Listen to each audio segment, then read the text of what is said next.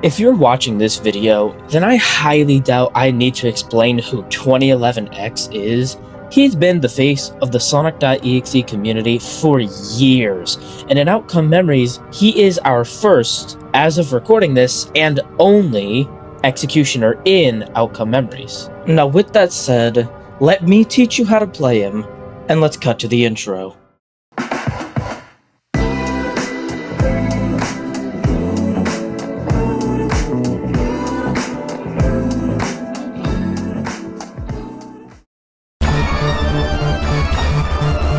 (2011X) comes with 4 abilities and 1 passive.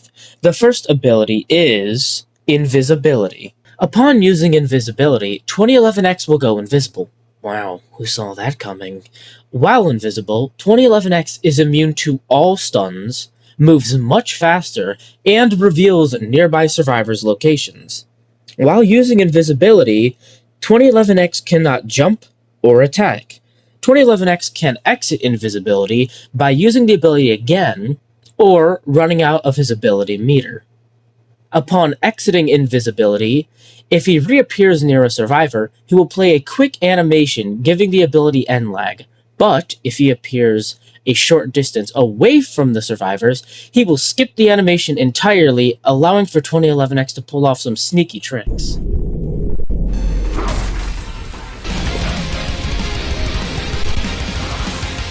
(2011X's next ability is Charge. This ability, when used, makes you blink red 2 times. Then, on the third, you start to fly for a short duration. If you make contact with a player during Charge, you grab them and begin strangling them. This puts the survivor into a minigame that once they complete, they break out. Or, if a teammate comes and stuns you, it will also release them. And 9 times out of 10, that's probably what's going to happen. This ability is really good for catching up to players or quickly getting rid of Sonic's dodge meter, and, if used properly, can put a lot of pressure on the survivors. 2011X's third ability is called God's Trickery. This ability seems pretty simple when you're new to the game. Your screen turns black, 2011X teleports behind you, and you have to dodge his attack. But much like most things in this game, it's not that simple. When 2011X uses God's Trickery, he will teleport behind a player and will spawn up to 3 other clones to attack other players. God's Trickery has 4 attack modes, these being Blue, Orange, Black, and Distorted. The first mode shows him outlined in blue. If he glows blue, you have to stand completely still to avoid taking damage. When it's orange, you need to be moving to avoid damage. If the attack is black, you must be jumping to avoid taking damage. And if the attack is distorted, it works the same as blue, where you just need to stand still to avoid taking damage. Sometimes it can be hard to tell black and distorted apart, so when it shows up, the easiest thing to do if you can't tell between them is just jump while holding still. This should eliminate both options, and if you fail to dodge this attack, your screen will get covered in red and white, and your controls will be reversed. In the future, the devs said this attack will be reworked, but until then, it's important that you learn to counter this move, and as 2011X, it's important you use this move properly. While usually you can use this move to find people or catch up, and that's completely fine if you do, but I found the best use of this move is to punish players for using abilities to get away. Like, if Sonic does a peel out, you could just wait a moment, then use God's Trickery, and you'll be right behind him, and you might even land a hit. Also, if we're talking about Sonic and God's Trickery, I don't know if this is a bug right now, but even if Sonic dodges the attack, he still loses his dodge meter, and that kind of sucks. Like, when you're playing as Sonic, it just really sucks to dodge the attack and lose your dodge meter, but as 2011X, it actually is quite nice. And for those 2011X users who struggled with Sonic, it's perfect for you. 2011X's final ability combos with his passive. 2011X has a passive called Short Temper.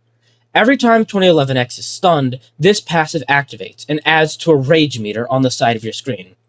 When this bar is full, 2011X will be able to use his rage ability. This move changes a lot. When used, 2011X will activate a 1 minute 30-second timer and causes the sky to darken. This pauses the round's active timer, prevents players from escaping if the ring has spawned for the duration of its timer, and while active, 2011X moves a lot faster, shortens all stun times, and makes 2011X deal more damage at the trade-off of having a cooldown between attacks of 2.5 seconds. During Rage, some of 2011X's abilities change. First, God's Trickery is disabled during Rage. Invisible now reveals every player's location when used at the cost of giving 2011X slowness during the reveal. And Charge remains the same other than doing damage faster while enraged. This ability makes 2011X insanely busted and can completely turn around games from losses to wins, and in some ways can kind of be a crutch for struggling players.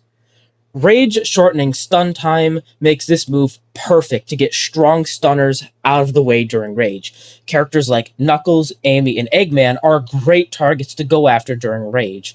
This move is great for the endgame as well. I found the best use of this ability, since it's charged by getting stunned, is to spend your early game chasing strong stunners, getting them all downed at least once, then having range to finish off all the stunners, leaving you with the easier targets. 2011X is a very complicated killer, despite being the starter killer. And Executioner can be very hard to get into when you just start playing, especially for a noob like you. But with these pro tips, you'll get lobby wipe after lobby wipe, channel, then 851. after lobby wipe. Would it be Annabelle? Or Annabelle. Jesus. The grammar in that sentence killed my brain. Since you get iframes when using invisible immediately after activating it, you can use this invisibility to avoid any stun, if you can react fast enough. And since you move faster while invisible, any distance the survivors try to make using their ability will be completely useless, making you nearly untouchable. Nope. Nice try.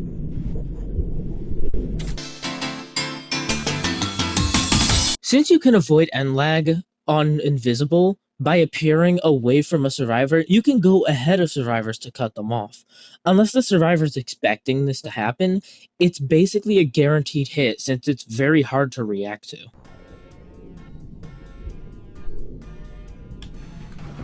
I am God. This tip is a pretty small one, but it's still a nice practice. Before using Charge, you should jump in the air right before it activates. This will make it a lot easier to see people while flying and will save you a lot of time on flying upwards at the start of flight.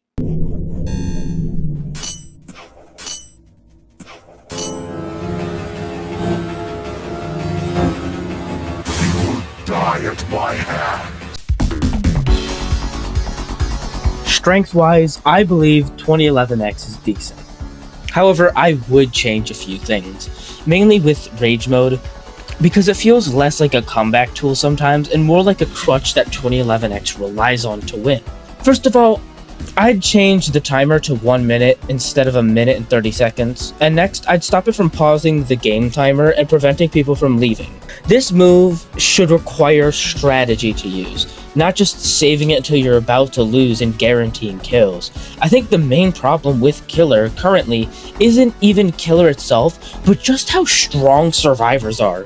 They're able to stack stuns, decently low cooldowns, and it can just make Killer really difficult, especially for new players. And if you're versing a group of competent players, you're gonna have to try very hard to win. But with that aside, what do you think of 2011X? Do you think he's too strong or too weak? Let me know in the comments down below. And until next time, I'll see you around.